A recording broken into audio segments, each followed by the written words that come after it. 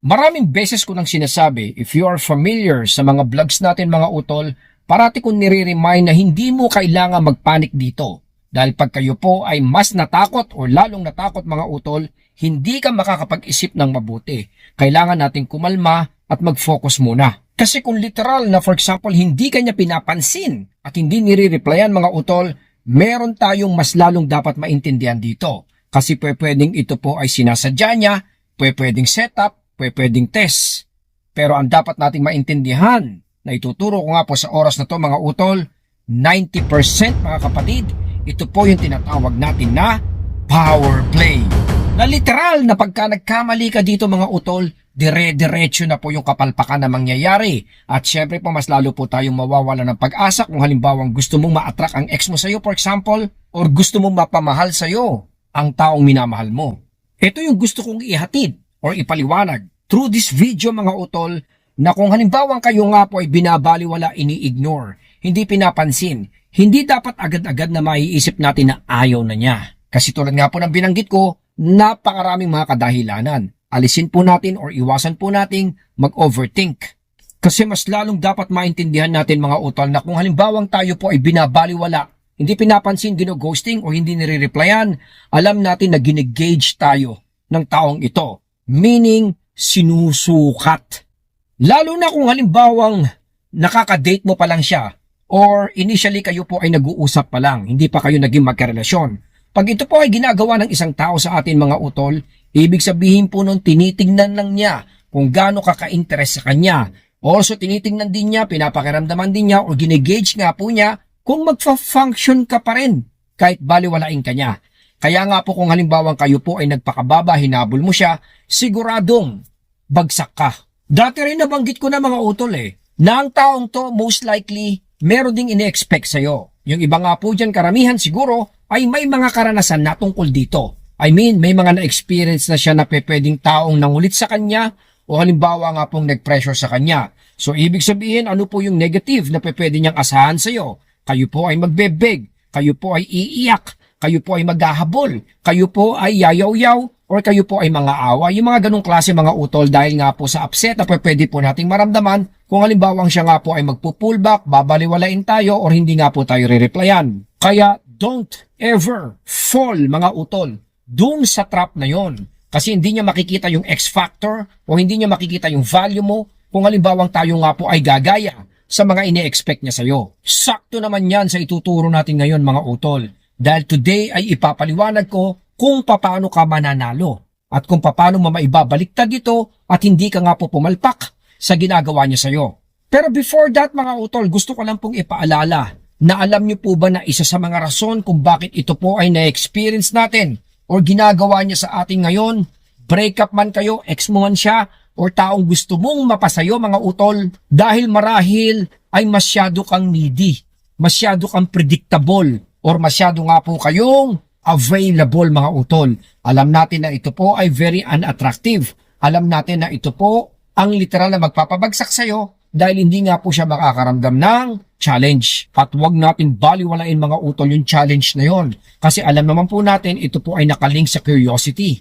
And curiosity keeps us interested, curious, dun tayo humahabol. Yun yung nagugustuhan ng kahit sino. Pag ito po kasi ay nawala or hindi niya nararamdaman, hindi siya magkikare, hindi siya magiging interested, hindi siya magiging excited at lalong hindi po siya magfo-focus sa atin. Nabanggit ko nga po yung power play. Kasi kahit sino mga utol na nasa ganitong situation, siya man yung umiiwas o siya man yung iniiwasan mga utol, ay siguradong makikiramdam nga po doon sa tinatawag na power play. Papakiramdaman kung paano mo i-handle ito, papakiramdaman kung kaya mong i-handle ito in a matured way, papakiramdaman kung ano po ang gagawin mo. Marahil kung halimbawang kayo nga po ay dinidedma niya, binabaliwala mga utol, siguro at some point ay medyo naramdaman niya na wala nga po kayong play at wala kayong power. Naramdaman niya siguro na kayo nga po ay mas mababa sa kanya. Yon malamang ang naging dahilan kung bakit parang medyo nawalan po siya ng interest o nag-drop nga po yung attraction. Kasi binigay mo yung expectation. Binalidate mo mga utol na hindi mo nga kayang mag-function kung wala siya. Pinaramdam mo siguro na kayo nga po ay nandito sa ibaba at nakatingala po sa kanya. Matagal ko nang sinasabi mga utol sa mga vlogs ko or even sa coaching session ko na importante yung tinatawag na sense of balance. Dapat po balanse. Kaya nga tinuturo ko na kung kayo po ay may pinopursue, hindi po parating push ng push, bomba ng bomba mga utol. Kailangan po meron din pagkakataon na kayo nga po ay nagpo-pullback para balanse po siya. And the main reason kung bakit ko po sinasabi ito mga utol, kasi po yung imbalance is unattractive. Pagiging imbalance mga utol, it literally kills attraction. Alam natin na pagkahalimbawang ito po ay hindi balanse, nawawalan po ng gana ang mga taong gusto o mahal po natin. Huwag kayong malilito rito mga utol. Alam ko na pag ito ay nararamdaman natin emotionally, tayo po ay naaapektuhan. Tandaan po natin, huwag ka nang malito. Actions ang pinapakita ng taong ito. Meron siyang ipinaparamdam. Kaya huwag na po masyadong mag-isip. Yun lang po ang kailangan nating isolve. Kasi kung papaano mo i-handle ito mga utol ang magdadala sa iyo sa tagumpay. Kung ito po ay ma-handle mo sa tama, in a matured way, most likely kayo po ay magsasucceed. Pero kung halimbawang magbebeg, hahabol ka sa kanya, ito po ay indikasyon na kayo po ay walang kakayahan. Kayo po ay mahina. Kayo po ay walang halaga. Sa panahon na to mga utol, ay wag na wag mong ipapakita ang kahinaan mo. Marami sa atin ang mahiling magdrama, lalong-lalo na pag ito po ay nararanasan mga kapatid. Very unattractive yun. Parang tinulungan or binigyan mo lang po siya ng idea na totoo yung ine-expect niya sa'yo. Iwasan din natin mga utol yung magpapaliwanag po tayo ng gusto. Kasi tandaan natin, hindi kanya ini-ignore para magpaliwanag ka. Hindi niya kailangan yon mga kapatid. Akala kasi natin pag ito po ay nararanasan, ay kailangan meron tayong gawin or may kailangan tayong i-push or may kailangan po tayong iparating o sabihin. Hindi po mga kapatid. Most likely, siya po ay hindi interesado dito. Ako na po ang nagsasabi. Like what I've said, hindi mo kailangan magpaliwanag.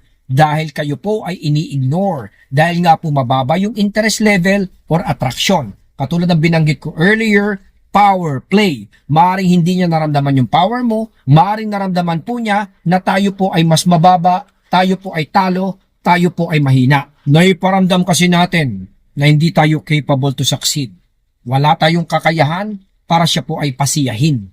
Kaya dapat mag-focus ka on how you will present or build yourself mga utol sa mga oras na to. Kaya nga po sabi ko, kailangan maramdaman niya yung pagiging premium mo. Kailangan iparamdam mo sa kanya na hindi ka hahabol. Doon po kasi siya magkakaroon ng doubt or second thought. Mapapaisip siya sigurado kung bakit hindi ka sumagot, kung bakit hindi ka nag-react, kung bakit hindi ka naggabol, kung bakit hindi ka man lang nagpaliwanag. Tulad na sinasabi ko mga utol, hindi po kasi ito karaniwan. Alam natin na pagkahalimbawang ito po ay nararanasan ng kahit sinong individual, siguradong magrereklamo, siguradong madidepress, at siguradong magpapaliwanag. Huwag mong gagawin yon mga utol. Ipakita mo na kayo nga po ay nagfa-function pa rin, solido at kumpleto pa rin. Marami namang ways para iparamdam ito. Pero katulad nga ng hindi mo pagsagot o hindi mo paghabol sa kanya, ay nangangahulugan na kayo nga po ay hindi bababa at hindi magiging mahina kahit po wala siya. With or without this person mga utol ay kailangan iparamdam mo na kayo nga po ay fine. Kayo po ay okay pa rin. Might be na medyo kailangan natin ng konting panahon dito. Pero alam naman po natin na dahan-dahan mga utol mapapaisip siya, lalo na kung halimbawang siya nga po ay para nag-aabang at naghihintay sa gagawin mo. By also ignoring yung kanyang ginawa mga utol, ay magiging attractive ka sa kanyang pakiramdam.